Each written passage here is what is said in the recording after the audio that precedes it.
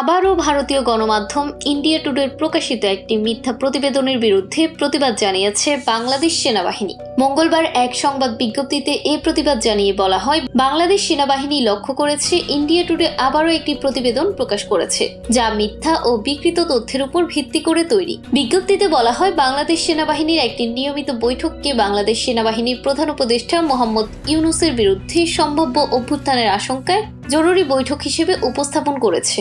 প্রকাশিত এই প্রতিবেদন সাংবাদিকতার নৈতিকতার চরম লঙ্ঘন এবং এমন এক সময় সংবাদ মাধ্যমের বিভ্রান্তিমূলক তথ্য প্রচারের দৃষ্টান্ত। বিজ্ঞপ্তিতে আরও বলা হয়, প্রতিবেদনটি নির্ভরযোগ্য উৎস বা কোনো প্রমাণ ছাড়াই সম্পূর্ণ ভিত্তিহীন তথ্য ছড়ানোর একটি প্রচেষ্টা। এতে প্রকাশিত তথ্যে কোনো সত্যতা নেই এবং তথাকথিত অভ্যুত্থানের আশঙ্কা একেবারেই অমূলক। ইন্ডিয়া টুডে বারবার কোনো রকম যাচাই বাছাই ছাড়াই সংবেদনশীল খবর প্রকাশ করছে, যা সাংবাদিকতার নৈতিকতা ও সত্যনিষ্ঠার পরিপন্থী বলে উল্লেখ করা হয়। বিজ্ঞপ্তিতে বলা হয়, এটি প্রথমবার নয়। ইন্ডিয়া টুডে অতীতেও বাংলাদেশ সেনাবাহিনী সম্পর্কে মিথ্যা তথ্য ছড়িয়েছে।